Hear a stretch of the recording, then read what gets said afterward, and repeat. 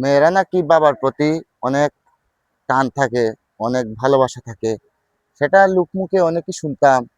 আমার আম্মাও কিন্তু বলতেন, অনেকের মুখেই শুনছি, ছোট থেকে শুনে আসছি। আল্লাহর রহমতে বিয়ের পর প্রায় 9 বছর পর আল্লাহ আমাকে কন্যা সন্তান দান করেন। এখন কিন্তু আমি বুঝি আসলেই মেয়েদের কিন্তু বাবার প্রতি অনেক ভালোবাসা, অনেক টান। কেন বললাম, দেখেন আমি যখন বাহির থেকে আসি, এসে যখন রুমের ভিতর ঢুকতে যাই, তখনই কিন্তু আমার মেয়ে ছুটে আসে আমার কাছে। বাবা ডাক এখনো ক্লিয়ার হয় নাই, তারপরেও পাপা বাবা কত কি করে। এই যে দেখাচ্ছে হাতে একটু ব্যথা পেয়েছে এখানে, তো এটা দেখাচ্ছে আল্লাহ আল্লাহ দেখো বাবা দেখো। আসলে আমার কিন্তু অনেক ভালো লাগে, আর আমার মেয়েকে কিন্তু আমি অনেক ভালোবাসি।